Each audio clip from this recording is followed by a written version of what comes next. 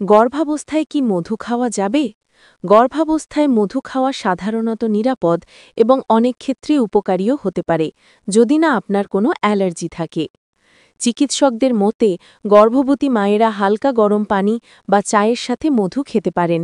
এতে কিছু উপকারিতা পাওয়া যেতে পারে, যেমন কাশির উপশম, রোগ প্রতিরোধ ক্ষমতা বাড়াতে সাহায্য, বুক জ্বালা থেকে কিছুটা মুক্তি, কোষ্ঠকাঠিন্য প্রতিরোধে সহায়তা। তবে কিছু বিষয় মনে রাখা ভালো। পরিমিত পরিমাণে।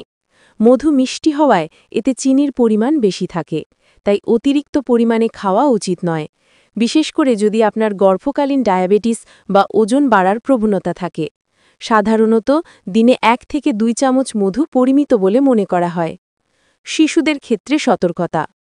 যদিও গর্ভবতী মহিলাদের জন্য মধু নিরাপদ, তবে 1 বছরের কম বয়সী শিশুদের মধু খাওয়ানো উচিত নয়, কারণ এতে বোটুলিজম নামক এক ধরনের ব্যাকটেরিয়ার স্পোর থাকতে পারে, যা তাদের জন্য ক্ষতিকর। প্রাপ্তবয়স্কদের পাকস্থলী এই ব্যাকটেরিয়াকে সহজেই ধ্বংস করতে পারলেও শিশুদের ক্ষেত্রে তা সম্ভব হয় না।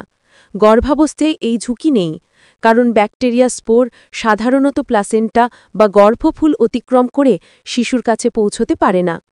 সবচেয়ে ভালো হয় গর্ভাবস্থায় আপনার খাদ্যাভ্যাসে কোনো বড় পরিবর্তন আনার আগে বা কোনো নির্দিষ্ট খাবার নিয়ে চিন্তা থাকলে অবশ্যই আপনার ডাক্তারের সাথে পরামর্শ করে নেওয়া।